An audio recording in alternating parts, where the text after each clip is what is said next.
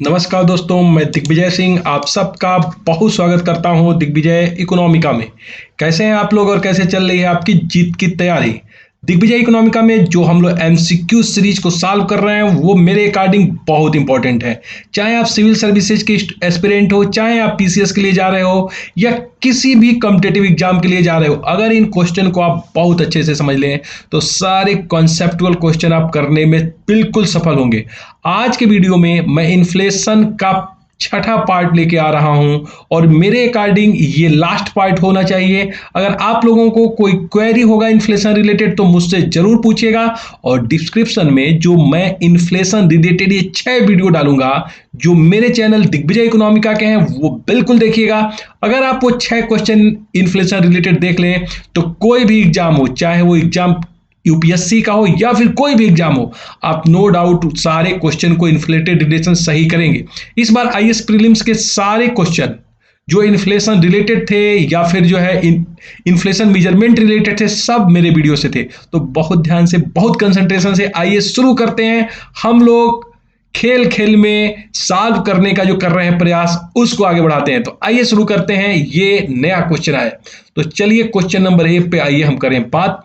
यहां पे लिखा गया है कि inflationary gain can be defined as, मुद्रास्फीति अंतराल को परिभाषित किया जा सकता है। देखिए बहुत ज्यादा इंपॉर्टेंट क्वेश्चन है और हर कंपटीशन में ये प्रश्न पूछा जाता है। देखिए मैंने बताया था आपसे कि inflationary gap basically inflation related सिद्धांत है। इसमें किन्स ये बताते हैं कि बेसिकली किसी भी इकोनॉमी में जो एग्रीगेट सप्लाई कर्व होता है दोस्तों, वो फुल एम्प्लॉयमेंट के लेवल के बाद जाके वर्टिकल हो जाता है। इसका मतलब ये है कि अगर मेरा यहाँ पे फुल एम्प्लॉयमेंट का लेवल है, वाईएफ लेवल है, तो अगर हमारे वहां गुड्स एंड सर्विसेज की सप्लाई बढ़ेगी प्राइसेस बढ़ने के साथ तो एक लेवल तक तो बढ़ेगी, लेकिन जब वो फुल एम्प्लॉयमेंट का लेवल आ जाएगा उसके बाद ये जाके वर्टिकल हो जाएगी। सीधी सी बात है, सप्लाई यहां नहीं बढ़ सकती। इसलिए नहीं बढ़ सकती है कि किसी भी इकोनॉमी में जो गुड्स एंड सर्विसेज का प्रोडक्शन है वो लिमिट कर दिया जाता है फुल एम्प्लॉयमेंट के द्वारा। जब आपके पास लेबर, लैंड सबका ऑप्टिमम यूज हो गया है तो आप सप्लाई नहीं बढ़ा सकते। किन्स कहते हैं कि इस सिचुएशन में अगर इकोनॉमी की डिमांड फिर से बढ़े तो यहां के बाद अगर डिमांड में बढ़ोतरी होती है तो बिल्कुल प्रोडक्शन नहीं बढ़ेगा। प्रोडक्शन वाईएफ लेवल पे मैक्सिमम हो चुका है। इसका मतलब जो भी यहां वृद्धि होगी कीमतों में वो सिर्फ और सिर्फ कीमत वृद्धि है। इसका मतलब डिमांड बढ़ने पे अगर डिमांड D1 से बढ़ के D2 होगा तो सिर्फ कीमतों में वृद्धि होगी, उत्पादन में किसी तरह का वृद्धि नहीं होगा, और ये जो गैप आएगा यही इन्फ्लेशनरी गैप है। अब यही प्रश्न यहां पूछा गया है कि इन्फ्लेशनरी गैप को परिभाषित कर सकते हैं। excess of aggregate demand at full employment level, excess of aggregate demand before full employment level, excess of aggregate demand after full employment level and gap between nominal and real inflation.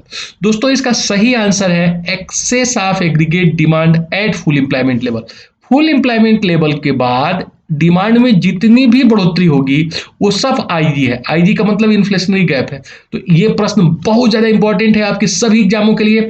बिल्कुल ध्यान रखिए कि excess of aggregate demand at full employment level, अगर full employment level पे अगर demand बढ़ती है तो ये इन्फ्लेशनरी गैप है। देखिए excess of aggregate demand before full employment level ये इन्फ्लेशनरी गैप नहीं है, और आफ्टर फुल एम्प्लॉयमेंट लेवल ये भी नहीं है। तो ये विकल्प नंबर 1 आपका सही है। इसको बहुत ध्यान से आप लोग मनन करिएगा, विचार करिएगा, और इन्फ्लेशनरी गैप रिलेटेड मेरा वीडियो जो मैं डिस्क्रिप्शन में शेयर कर रहा हूं उसको जरूर देख लीजिएगा। Which on the following is not inflation causes, निम्न में से कौन एक मुद्रास्फीति का कारण नहीं है? एक्सेसिव डिमांड, बिल्कुल आप जानते हैं एक्सेसिव डिमांड का मतलब है कि अगर इकोनॉमी में aggregate demand greater than aggregate supply है तो इससे वस्तुओं और सेवाओं की कीमतें बढ़ती हैं, क्योंकि डिमांड ज्यादा है, वस्तुओं और सेवाओं का प्रोडक्शन कम। दूसरा में एक्सेसिव मनी सप्लाई। देखिए मिल्टन फ्रीडमैन का यह सिद्धांत है, जब वो कहते हैं इकोनॉमी में मनी सप्लाई ज्यादा हो जाती है तो मनी सप्लाई ज्यादा होने की वजह से भी डिमांड बढ़ जाती है, और ये डिमांड का कारण इकोनॉमी में इन्फ्लेशन आ जाता है। तो ये भी मुद्रास्फीति का कारण है। Excessive supply of food grain. अब जरा देखिए, अगर इकोनॉमी में वस्तुओं और सेवाओं का अधिक उत्पादन हो जाएगा तो कीमतें गिरेंगी, बढ़ेगी नहीं। तो इसका मतलब विकल्प हमारा सी बिल्कुल सही है, इसमें यह मुद्रास्फीति का कारण नहीं है। और स्ट्रक्चरल आपको मैं बता ही चुका हूं कि एलडीसी में जो सबसे इंपॉर्टेंट कारण होता है इन्फ्लेशन का वो होता है स्ट्रक्चरल। यहां पे कुछ स्ट्रक्चरल प्रॉब्लम है, बॉटलनेक है, सप्लाई साइड है, इंफ्रास्ट्रक्चर नहीं है, बजट नहीं है, तमाम तरह के कॉन्स्टेंट है जिसकी वजह से इन्फ्लेशन आ जाता है। तो एक्सेसिव फूड ग्रेन जो है सही कारण है, ये मुद्रास्फीति का कारण नहीं है। एक्सेसिव फूड ग्रेन होने पर कीमतें घटेंगी।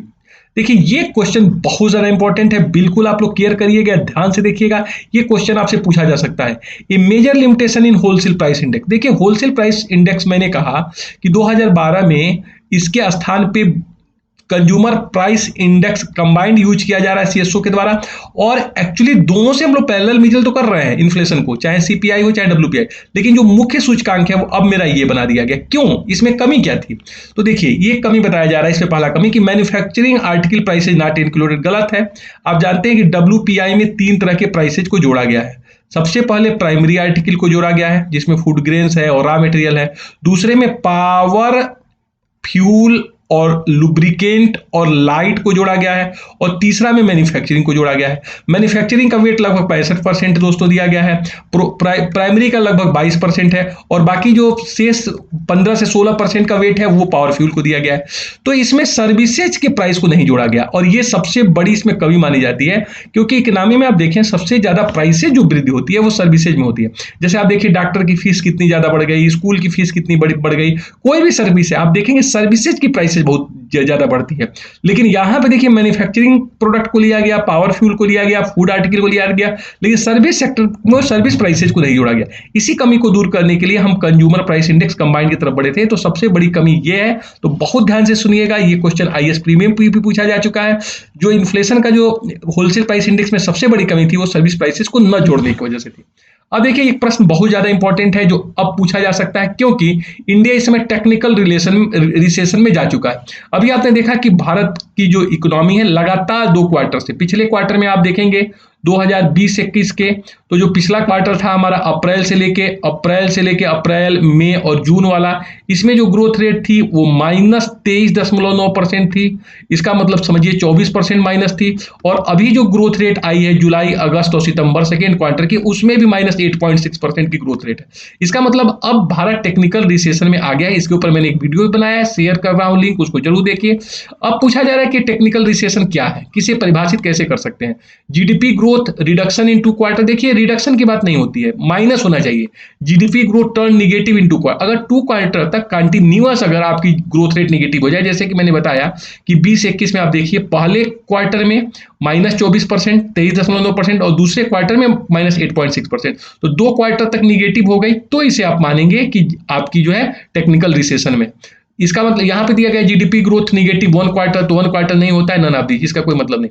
तो देखिए जो सही आंसर है वो बी, कि जब GDP growth turn negative in continuous 2 quarter, 2 quarter में आपकी निगेटिव हो जाए। रिडक्शन का मतलब क्या है, जैसे मान लीजिए 8% चल रहा था किसी क्वार्टर में और अगले क्वार्टर में गिर के 4% हो गया, तो रिडक्शन को आप नहीं मानोगे। और मैंने आपको बताया भी था कि जब हम ग्रोथ रेट मेजर करते हैं तो उस वाले वीडियो में देखिएगा, हम पिछले ईयर के क्वार्टर से, पहले क्वार्टर से दूसरे वर्ष के पहले क्वार्टर की कंपैरिजन करेंगे। मैं नीचे डिस्क्रिप्शन में वीडियो डालूंगा, उसको जरूर देखिएगा कि रिसेशन क्या है, कैसे मेजर करते हैं। इसका सही आंसर है दोस्तों कि जब हमारा ग्रोथ रेट निगेटिव हो जाए, घटे नहीं निगेटिव हो जाए, तो इसे टेक्निकल रिसेशन कहा जा सकता है। चूंकि रिसेशन चल रहा है इसलिए प्रश्न बहुत ज्यादा इंपॉर्टेंट है।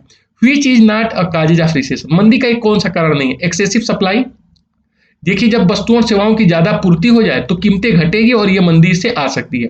लेसर एग्रीगेट डिमांड, अगर इकोनॉमी में डिमांड कम है, जैसे आपने देखा कि बहुत बड़ी मंदी हम लोगों कोविड में हम लोग झेल रहे हैं, इसका कारण क्या है? लोगों के पास पैसा नहीं है, इकोनॉमी में पैसा नहीं है और डिमांड कम हो गई है, तो डिमांड कम होने से मंदी होता ही होता है। अब देखिए तीसरा कारण क्या है? Excessive money supply. Excessive money supply, आप जानते हैं कि अगर इकोनॉमी में मनी सप्लाई बढ़ जाए तो लोगों के हाथ में पैसा बहुत आएगा और डिमांड ज्यादा बढ़ जाएगा, तो डिमांड की वजह से इन्फ्लेशन आ जाएगा। तो ये इन्फ्लेशन का कारण है, रिसेशन का नहीं। तो सी विकल्प सही हो गया। Higher production of goods and services, अगर बहुत ज्यादा गुड्स एंड सर्विसेज बन जाए तो भी जो है आप देखेंगे कि प्राइसेज डिक्लाइन करेगी और रिसेशन आ सकता है। इसका मतलब पहला कारण भी रिसेशन का है, दूसरा भी और चौथा भी। सी जो है ये कहीं से कारण नहीं है। तो दोस्तों ये रहा हमारा इन्फ्लेशन का जो है 5 क्वेश्चन, और मैं ये सोच रहा हूं कि अब इन्फ्लेशन को खत्म किया जाए और कोई दूसरा एक टॉपिक हम शुरू करें और उस पर भी 5-6 लेक्चर बना ले। ये जो मेरे लेक्चर्स हैं दोस्तों ये बहुत ज्यादा इंपॉर्टेंट है। अगर इन क्वेश्चंस को आप एक बार हमसे डिस्कस कर ले रहे हैं, तो किसी भी एग्जाम में जब पढ़िएगा बैठिएगा तो आप देखिएगा आपको बिल्कुल ये चीजें हमारी समझ में आएंगी कि सर ने ये बताया था और ये चीज यही है। तो आप लोग जो है निसंकोच इसको बहुत अच्छे से देखिए और बहुत अच्छे से समझने का प्रयास करिए। अगर आपको नहीं समझ में आ रहा है कमेंट करिए, मैं उसका उत्तर दूंगा। आप अपने जीवन में अच्छा करिए, बहुत अच्छा करिए, बी पॉजिटिव, हमेशा पॉजिटिव रहिए। हम बहुत अच्छा करेंगे, मिलजुल के अच्छा करेंगे। Thank you so much for watching Digvijay Economica. God bless you dear friend.